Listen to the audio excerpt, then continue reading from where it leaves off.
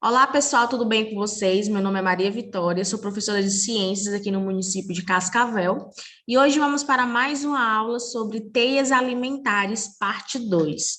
Antes de começarmos nossa aula, é sempre bom falar sobre o coronavírus, que está cada vez mais presente na nossa sociedade, no nosso município, até mesmo no planeta, né?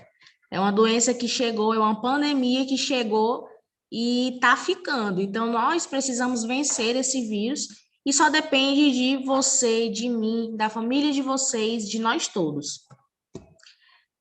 Ficar atento aos sintomas que vocês podem apresentar, que são os mais comuns: tosse, febre, fadiga e congestão nasal, coriza, dor de garganta, dor de cabeça, diarreia, cansaço, dificuldades para respirar. Esses são os mais comuns.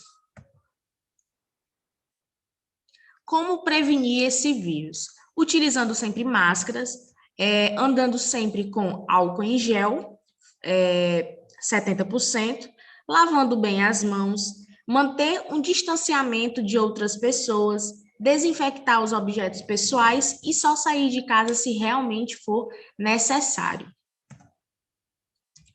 Vamos lá para a nossa aula. Gente, os produtores. Quem são esses produtores? São os seres que utilizam a energia luminosa para a formação de energia química, que é a nossa energia orgânica. São os nutrientes que nós utilizamos para a nossa sobrevivência, para a nossa energia, para a manutenção da nossa vida, tá? E os produtores são quem? São as plantas que irão fazer fotossíntese, que irão produzir nutrientes importantes para a nossa vida.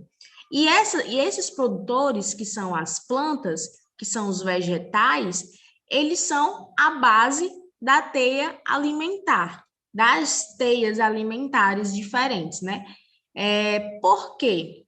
Porque é a partir desse processo de fotossíntese que os nutrientes serão originados. É a partir daí que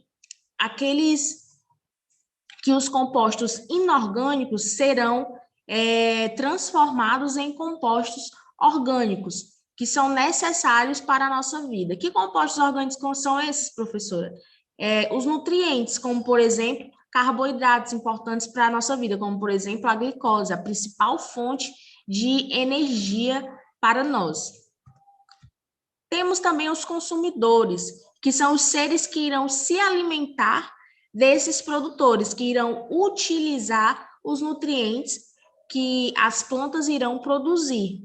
Por isso que nós chamamos de produtores, né? Olha como é bem sugestivo o nome. E quem são esses consumidores? Nós somos consumidores. Nós nos alimentamos de plantas, de vegetais, né?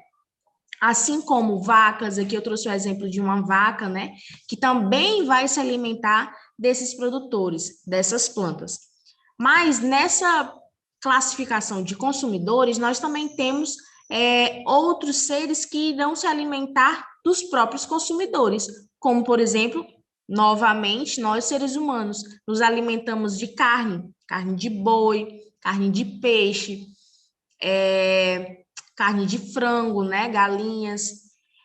Aqui eu trouxe um exemplo desse leão, que vocês podem observar, ele está comendo aqui, nessa figura aqui embaixo, está comendo um pedaço de carne de outro consumidor. Esse consumidor pode ser que ele tenha consumido também outro consumidor, ou também ele possa ter consumido algum produtor, alguma planta. Então, dentro dessa classificação de consumidores, nós temos aí uma teia. Eles podem se alimentar de produtores, que são as plantas, como também podem se alimentar de outros consumidores, como, por exemplo, nós, né, que eu dei um exemplo da gente. Outro exemplo muito interessante são os peixes. Existem peixes que vão comer somente parte do fitoplâncton, que é uma camada, digamos assim, uma camada nas águas dos mares, que irá possuir uma pequena vegetação. E existem peixes que vão se alimentar daquelas plantinhas que estão presentes nesse fitoplâncton. E ao se alimentar dessas plantas, eles vão estar consumindo, esses pequenos consumidores, esses peixes, vão estar consumindo os nutrientes que são produzidos por esse fitoplâncton e vão estar se nutrindo. E aí vão existir outros tipos de peixes que irão se alimentar desses consumidores primários. E esses consumidores, esses peixes que vão se alimentar de outros peixes também são consumidores, só que chamados de secundários, porque estão consumindo os consumidores primários, que são aqueles que consumiram o fitoplâncton, que consumiram aquela pequena vegetação, tá bom? Temos também os fungos e as bactérias, que irão atuar como decompositores. Eles vão estar fazendo a reciclagem, vão estar aproveitando os nutrientes que ainda existem nos restos, nos compostos, nos seres que estão em decomposição, tá bom?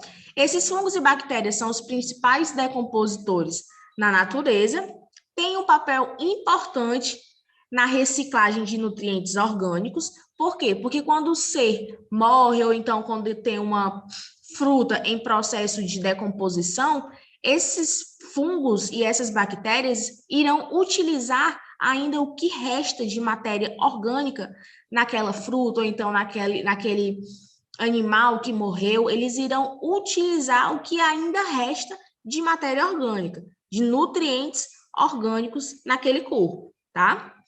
Algumas espécies de fungos são utilizadas na produção de alimentos e bebidas e medicamentos. Nós temos a penicilina, né, que é um medicamento utilizado a partir de fungos.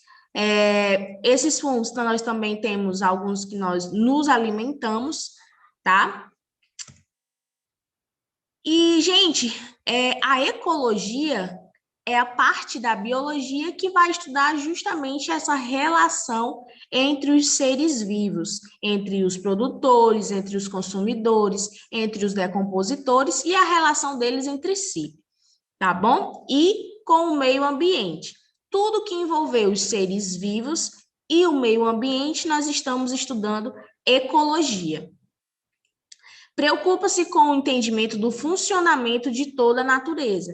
É justamente isso que nós estudamos na ecologia, o entendimento do funcionamento da natureza e essa relação entre os seres vivos e o meio ambiente. Ecossistemas. Ecossistema é um conjunto de organismos que vivem em determinado local e interagem entre si e com o meio, formando um sistema estável. É justamente quando eu falei do peixe que iria se alimentar do fitoplâncton, e aí poderia vir outro peixe se alimentar desse peixe inicial, desse primeiro, desse consumidor primário. Quando eu falo desse mundo que existe nas profundezas do mar, quando eu falo dessa vida aquática, eu estou me referindo a um ecossistema aquático. Por quê? Porque eu tenho um ambiente, eu tenho seres presentes nesse ambiente que estão interagindo entre si e interagindo com o meio que estão. Então, eu estou falando de um ecossistema, tá? E dentro desses ecossistemas, nós temos conjuntos e mais conjuntos de cadeias alimentares, que são o quê? São relações entre os produtores, entre os consumidores, os vários consumidores que nós possuímos, e os decompositores que vão estar presentes nesse ecossistema, tá? Teias alimentares é um conjunto de cadeias alimentares mais complexas que interagem na natureza, ou seja, são seres vivos que estão presentes em um determinado local, um determinado ecossistema, que irão interagir entre si. Assim, elas refletem melhor as relações tróficas entre os produtores, consumidores e decompositores. Então, a gente utiliza essas teias alimentares para que a gente possa observar e refletir melhor sobre essas relações tróficas, essas relações que existem entre os consumidores, os produtores, os decompositores e a relação entre eles com o meio ambiente também, que eles vão estar presentes em determinados ecossistemas. Então, gente, essa foi a nossa aula. Eu espero que vocês tenham gostado.